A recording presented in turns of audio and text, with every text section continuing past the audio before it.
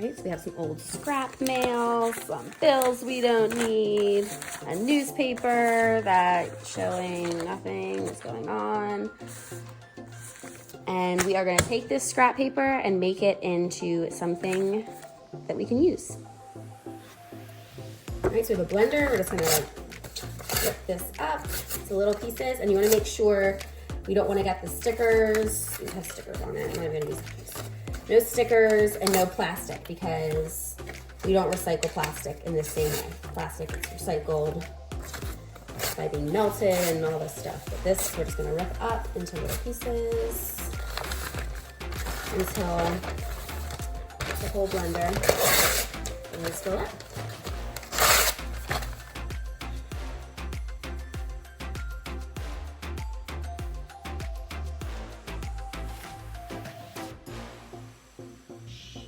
All right, so now we have this boiling water. So this is very hot, so definitely a grown-up will do this. And I kind of just did probably way more than I need. You just wanna pour in a tiny little bit, and then push down, because you wanna get it all nice and wet before we blend it up.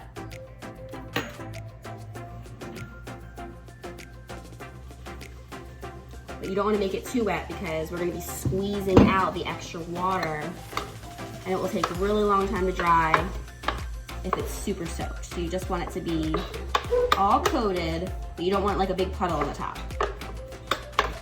Enough just so it's all sopping wet, but you don't want any dry spots in the middle. So make sure you mix it around and get all of the middle all nice and wet. And it's important to use the hot water, because it'll help the paper break down faster.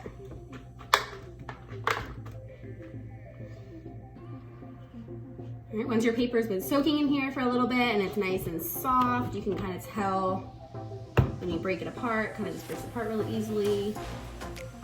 You want to add a little bit more water in, just to make sure it's going to blend. And then you want to put it on like a puree setting, because you want it to be made into a pulp.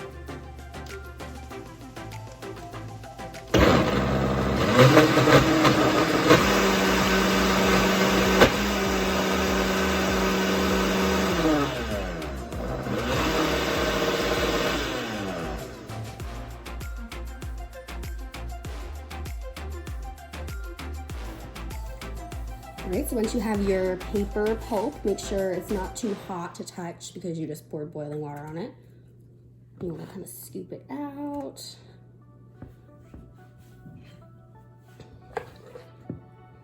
You want to cover it on a cookie sheet with some parchment paper or saran wrap, anything, just so that it won't stick.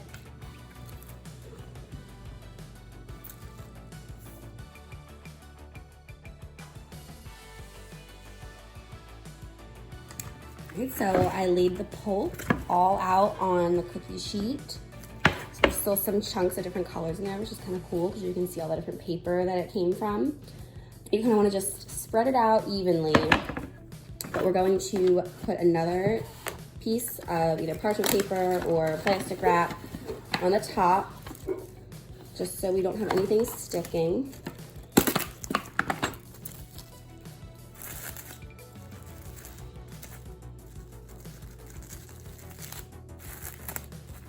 And we're going to use a rolling pin and roll it out super flat, so it's nice and thin like paper. So if you find that you have too much, so this is actually a really thick piece of paper, it's going to take a little longer to dry, and it's going to be thicker. So if you use less, you'll have a thin sheet of paper. But if you use a whole lot like this, you'll have thicker sheets that you can like paint on and use markers, and it won't bleed through. So it'll be nice and thick. But I'm going to thin it out as much as possible, just so we have a bigger sheet, so we can move the whole entire cookie sheet.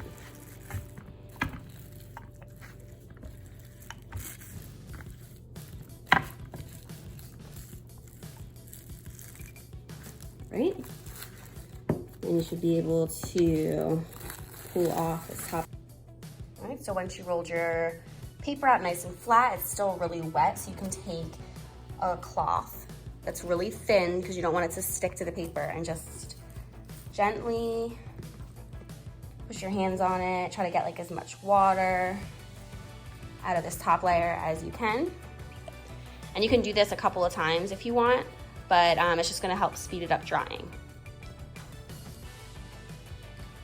You can see all of the cloth getting all wet, sucking all the water out of that paper. See all the water coming out? So some of the water's out. I'm gonna do it one more time, one more cloth.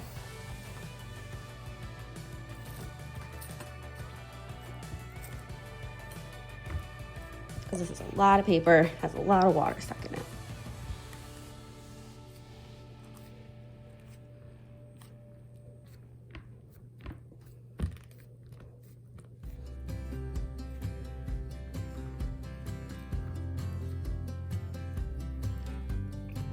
All right, once it's not sopping wet anymore, you can lay this in a spot that's gonna be getting maybe a lot of sun, that's not too humid, and then once it's dry, you'll be able to cut it and draw on it. So this is what it looks like the next day. It's about 70% dry, but it needs to be 100% dry. That means no wet spots at all. The whole thing still feels kind of damp. So for a little bit, I'm going to take a blow dryer and try to get some of the moisture out of this, or you can just leave it for a little bit longer.